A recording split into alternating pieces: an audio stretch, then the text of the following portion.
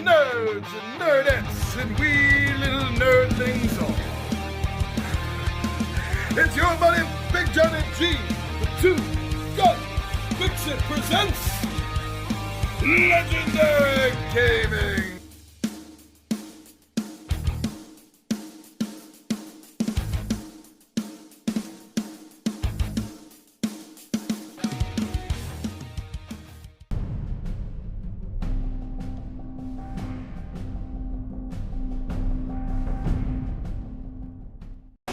To disappoint you. Huh? You triggered my trap card!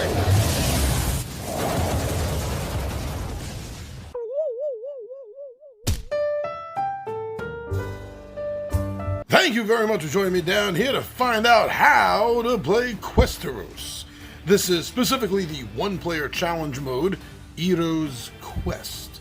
Now, please keep in mind that the game is still in the process of being finished and completed, so there may be some tweaks and changes in the rules, maybe, and there will be some tweaks and changes in what the components look like as well.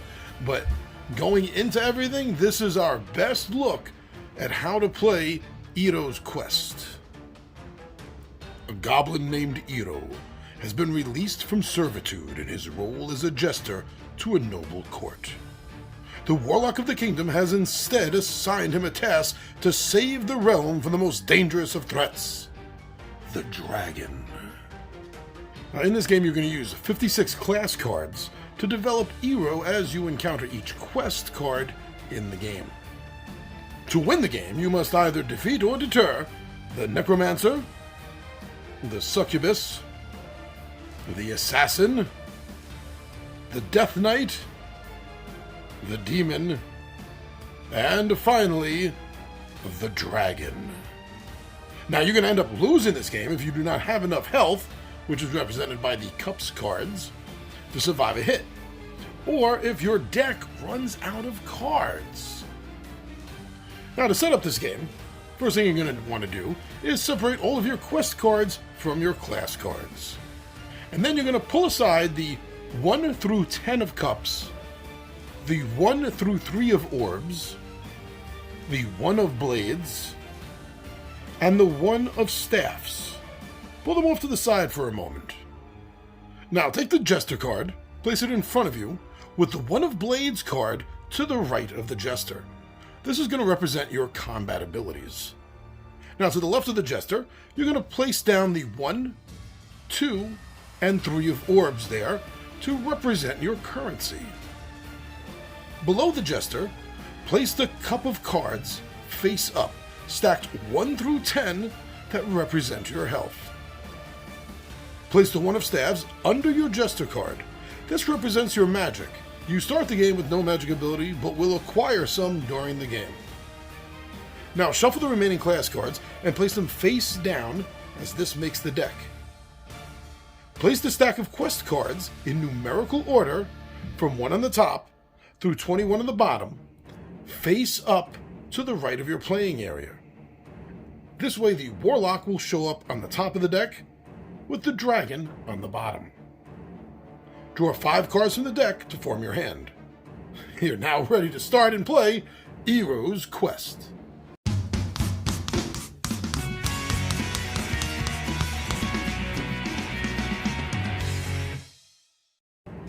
Now, during the course of the game, each turn you're going to be able to take up to 7 actions. These actions include Develop, where you place a blade, staffs, or orb card from your hand to its appropriate stack in numeric sequential order. Another action you can take is to Purchase.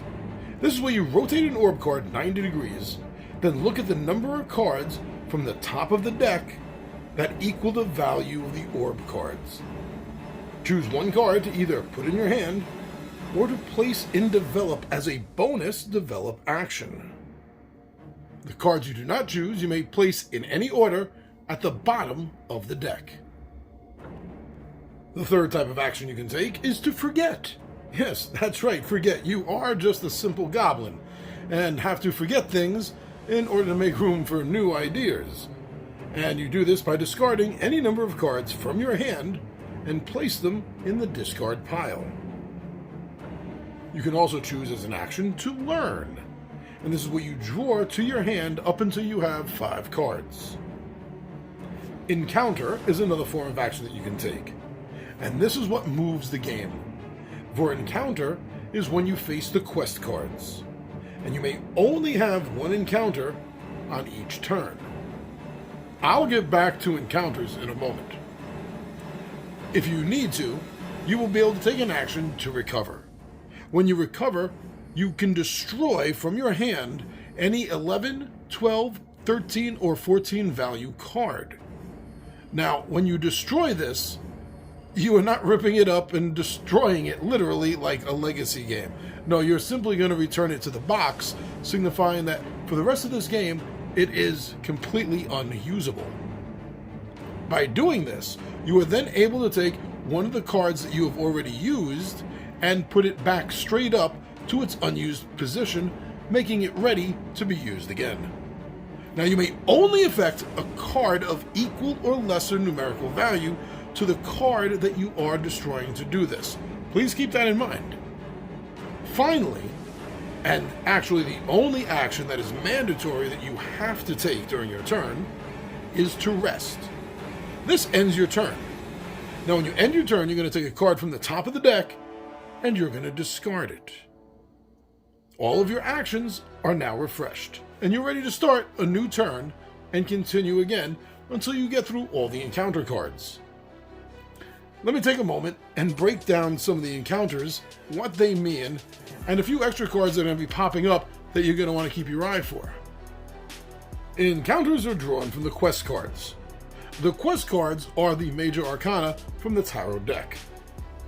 Now, this represents the adventures, the experiences that Iro must face as he travels through the realm. Many are interactions with different characters that inhabit the lands. Some, however, are dangers and require combat in order to resolve. Now, please remember, the game cannot progress to the next encounter until the present one becomes completed. Now, you may take as many turns as you wish before challenging the encounter, which is something you should do because they're not easy and you're going to want to make sure that you can come out on top. When this happens, you're going to refer to the encounter cards for their effects. Each of the quest cards has a corresponding encounter experience. Most encounters have a cost that you're going to have to pay for in card. When you do so, you're going to place it underneath that encounter card. And when it is completed, the encounter card and the cards underneath it all go into the discard pile. Besides encounter cards, the other type of quest card that you will find in this game are combat cards. Combat happens in 2 steps. Step 1, very simply, is that the quest card attacks you first. The damage that you're going to end up taking through your cups cards is equal to the value of the quest card that attacked you. When you take the damage with the health cards, you are going to put them in the used position, turning them 90 degrees from their upright position. You can actually pay for this with the cup cards in different ways. Let's say that you take 5 damage. You could pay for it with a 1 in 4 card, with a 2 in 3 card, or even a 5 card or higher if you had one to use. Just remember to rotate them 90 degrees. Now the second step is you get to attack back.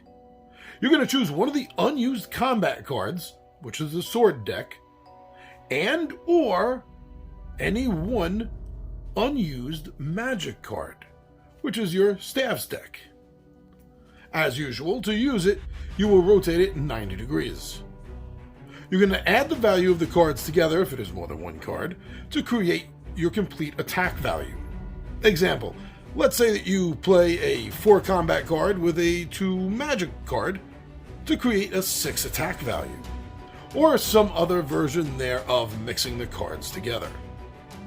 Now, if they equal or are greater to the quest card's value, then you've defeated the quest card. Now, if the quest card is not defeated, you may call for support from a card in your hand. You may use a combat or magic card of 11, 12, 13, 14 in your hand as a bonus card. Now, you're going to take the value of this bonus card, since it is double digits, and you're going to add those two digits together to come up with its total. An 11 equals a 2, a 12 equals a 3, a 13 equals a 4, and a 14 equals a 5. Now, after you use this bonus card, you are going to destroy it. Remember, don't tear it up, please. Put it back in the box, for it is not allowed to be used in the current game again. Now, if you still haven't defeated your encounter yet, now, note how much damage you have done so far, and repeat steps 1 and 2, and try to make up the difference to put the points equal to or greater than his value in order to defeat him. Now, please remember to be sure to read each of the quest card's abilities prior to starting combat with it. This is going to be highly important. There's also one other type of quest card that you will encounter, and that is an ally card. There are 3 of them in the deck: the Dwarf King, Order of the Magi, and Order of the Shadows. Now, each of these cards optionally give you the chance to get them as allies, and when you do so, you're going to set them underneath your Cups cards. During any combat, one ally card may be played in addition to any and all other cards already played. It adds its value to the damage that is dealt to the quest cards. However, then that ally is destroyed, put back in the box for the remainder of the game. And really, that's it. Your table will look a little bit like this. You're probably going to need around a 2 by 2 foot area to set everything up and have a nice space for the game. And you're ready to play. Those are the rules. In fact, if you come back tomorrow night, around 9 p.m., Friday, you're going to get to watch a live playthrough of me running the one-player Heroes Quest game.